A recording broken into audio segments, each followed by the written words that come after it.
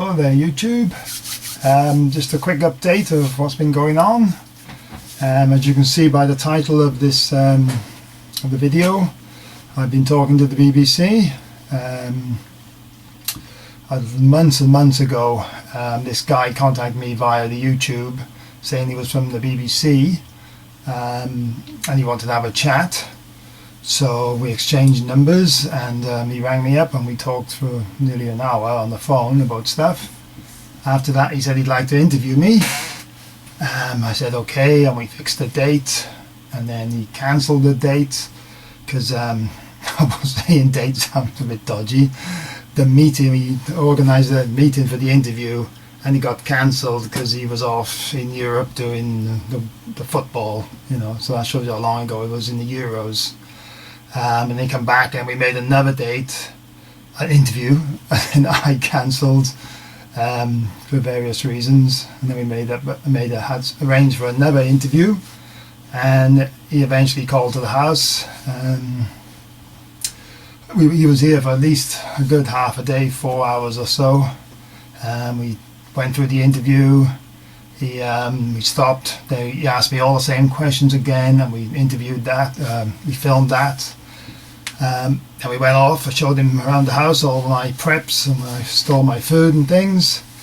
And then we went up to the woods where I would bug out to and hide. And after that we came back again, and then we did the interview again, asking me the same questions, probably hoping for me to give better answers perhaps. And that was about it. And now a few weeks went by and he sent me an email, said it was coming up and it was online. I videoed it on my TV screen, which I'll show now in a minute. But if you wanted to see it, there is a link. I put a link in there. If you wanted to click on it, it should be there. It disappeared off the BBC website, but if you click on this link for a while, you know, anytime soon, it'll still be there. If you're interested, it's just me talking about prepping and showing some of my stuff.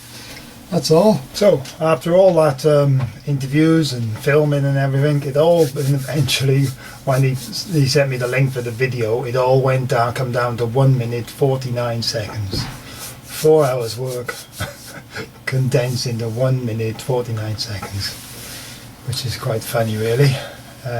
So there you go. Prepping is preparing for unknown disasters.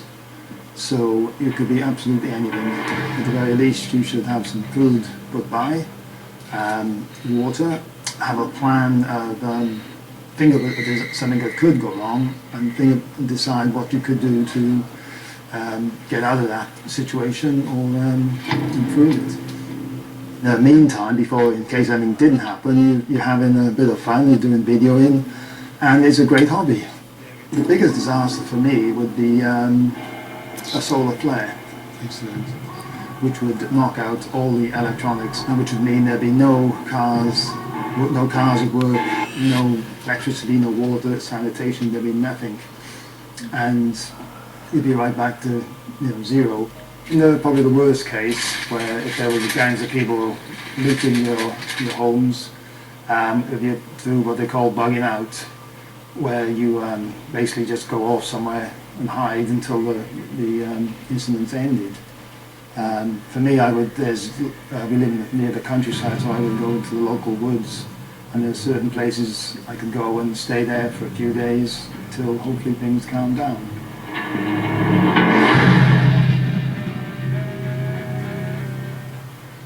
I would say being prepared for things is a common sense thing to do. You're crazy not to prepare, really, because so many things in life are thrown at you if you're not at least sort of prepared for it, you haven't got a chance.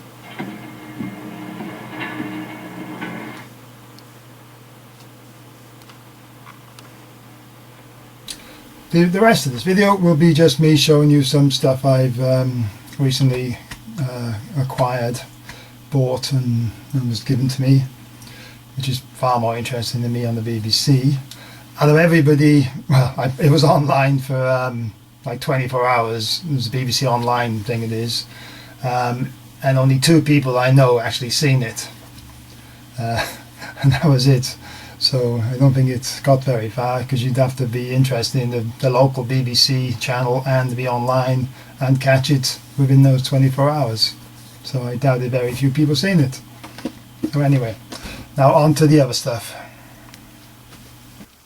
First 2 items I got from my father, who recently passed away, and we were going through his stuff and I sort of bagged these things. He used to be, well, he was a chef, a catering officer on a ship, and because they didn't have doctors, he had to have a certain amount of medical training, and so he used to say he could do anything up to take up someone's appendix out, although he never had the opportunity. As you can see, all sorts of interesting devices. This thing, which has got a clip there, unhook somehow, there you go. So once you grab onto an artery or something, you squeeze that, it ain't coming loose. Oh, regular scissors, another one of these clamping devices, you know, little sort of clip, the clips on by there, very useful.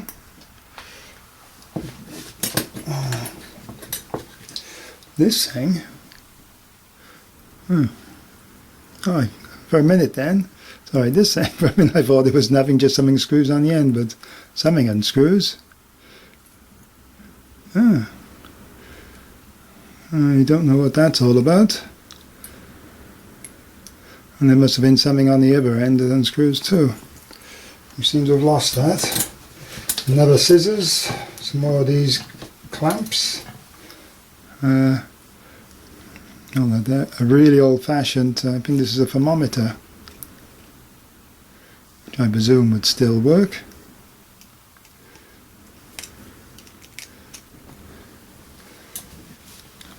There we go. Big tweezers. Oh, sorry, some sort of tweezers, although the spring has gone out of them. Whereas I wouldn't be obviously qualified, I'm never much better, as I wouldn't be qualified to use this stuff. In a disaster, you never know, there might be a nurse or a doctor who can do this stuff, but didn't have to bring the stuff with him, and it'd be handy. And this, which is really cool, I thought, lovely little wooden case, and it's got 2 scalpels inside. How do we pick it up now, this side? Look at that. And it's not the sort of, it's really old fashioned, because you can't change a blade, so it'd have to have been sharpened. Look at that. Obviously you have to have been disinfectant, but I've seen modern ones, and you can, the blade just fits in a little holder at that end, so you can have a fresh blade each time. Don't know how old these are, but interesting. Wouldn't fancy having to use them now, I suppose. So there you go. That's one thing of use. I'll just put them in my first aid kit in one day. You never know. Well, hopefully I'll never have to use them. They'll just be something to look at.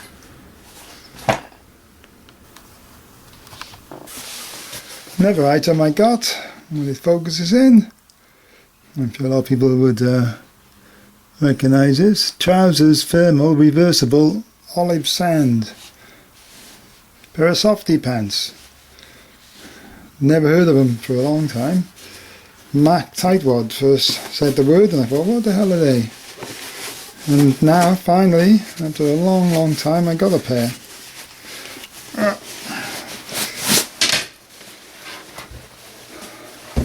Which I believe have not been used. Just under 20 quid. Well, the picture can't quite show what they are. They come in 2 colours, obviously. I'm going to be using them for when I'm sleeping in my sleeping bag in the winter. The zips go all the way up the legs, so put them on over your trousers. So I could wear them when I'm walking, That's the thing that always gets me, is when you catch them on the inside. That happens with everything. So, nice pair of softie pants. Certainly be toasty, all ready for Camp Shaky and the winter camp in January. Nice pair. The camera is in there, not very clearly showing them. So, pair of softie pants. These are large, and which are way probably too big for me. I wanted them nice and bulky. There's no zip here, so handy for going to the toilet in the middle of the night when you're getting out of your seating bag. Extra layer of warmth. Shame they don't come with socks. Fancy socks are good, so I'll spit on the bottom. And get a tag on them. Don't know what it says. Won't focus. Do not iron, that's obvious. Inside colour. The camera keeps going in and out of focus. Nice sand colour. So I had some other things to show you, but God knows where they're gone. I can't find them. And the battery's running low on this thing, so I'll leave it there. If you want to check out the BBC thing, feel free. Hopefully the link will work, and hopefully I'll see a lot of you in Camp Shaky or in January in the winter camp up the Brecon Beacons. Everyone's welcome. Cheers.